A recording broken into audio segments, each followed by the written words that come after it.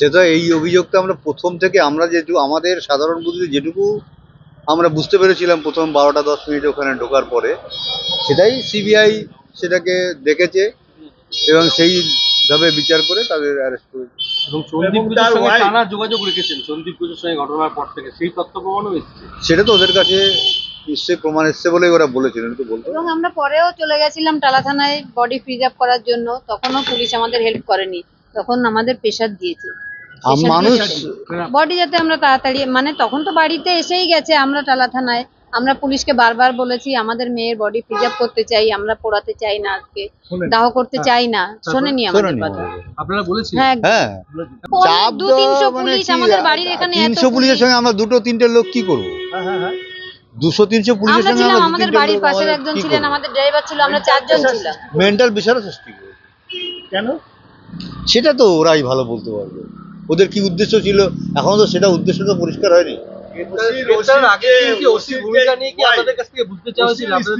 না না না না না, অন্য ব্যাপারে আমরা গেছিলাম, এইটা আমরা বলবো না। এটা এবং যে সিন অফ ক্রাইম বদলে যাওয়ার পেছনে টালা থানার ওসির একটা গুরুত্বপূর্ণ ভূমিকা ছিল, সন্দীপ ঘোষের সঙ্গে যোগসাজশ করে, এবং সেটাই ধীরে ধীরে সেটা হোক।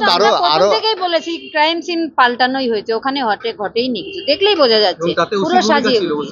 কার ভূমিকা ছিল জানি না, সেটা পুলিশ সিবিআই তদন্ত করে নিশ্চয়ই বের করবে। এটা সিবিআই এর উপরে প্রশাসন, তারপর স্বাস্থ্য দপ্তর এবং কলেজ কর্তৃপক্ষ সবার ভূমিকা ছিল ওখানে।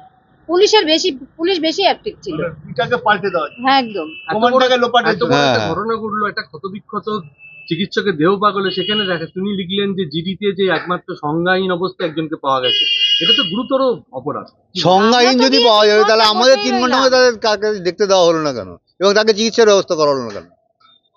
আমাদের এই প্রশ্ন থাকবে। তখন উনি তো সেইভাবেই জিডি করেছেন, তখন আমাদের এই প্রশ্নটাই থাকবে ওনার যেই জিডির তাহলে উনি চাইছি ওনারাই হয়তো মানে মেরেছেন পরে, যাতে প্রমাণ লোপাট না হয় করতে পারে। 5টার সময় মুখ্যমন্ত্রী জুনিয়র ডাক্তারদের ডেকেছে, কি মনে হয়? দুই পক্ষেরই শুভবুদ্ধির উদয় হোক এবং এই যে স্নায়ু যুদ্ধ চলছে শেষ হোক।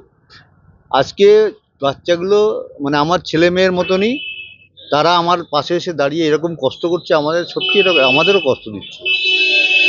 আগামীকাল সুপ্রিম কোর্টের কিছু একটা সমাধান বেরোক ছাত্রদের মানে যে আলোচনার মধ্যে, সঙ্গে মুখ্যমন্ত্রী ওদের সঙ্গে আলোচনায় বসে ওদের যে দাবি আছে দাবি দেওয়া সমাধান করে নিন, আমরা এটাই চাই। না না না, সেটা আমরা ওরা যেটা চাইবে ওদের ছাত্রদের উপরে, ছাত্রদের আন্দোলন ছাত্রদের উপরে পুরো দায়িত্ব দেওয়া হয়। আগামীকাল সুপ্রিম কোর্টের রায় কি আশা করছেন? সুপ্রিম কোর্টের উপর আমাদের 100% ভরসা আছে এবং সিবিআই এর উপর ভরসা আছে। আশা করছি আমরা একটা ন্যায় বিচার পাবো। একটা গুরুত্বপূর্ণ ঘটনা ঘটলো আরজিকরের মধ্যে, সেখানকার ওসি দেরিতে আসছেন এবং সন্দীপ ঘোষের সঙ্গে, সেটা তো একটা জিনিস আমরা তো বারবার বলছি, রক্ষকই ভক্ষক। যেখানে আমরা প্রথমে বিপদে পড়লে তো পুলিশের কাছেই যাব, গেছিলাম কিন্তু কোনো সমাধান পাইনি, এই জন্যই আমরা বাধ্য হয়ে হাইকোর্টে মামলা করে সিবিআই কে। এবার কি পুলিশ কমিশনারের গ্রেফতারের দাবি জানাবেন? না না না, আমরা কোনো কমেন্টস করব না। না না না না, আমরা বলবো, ছাত্ররাই যা বলার বলবো। বারবার বৈঠক থাকতে যাচ্ছে, আপনি না, এটাতে আমরা দুঃখ পাচ্ছি, যতবার বেঁচে যাচ্ছে আমরা দুঃখ পাচ্ছি।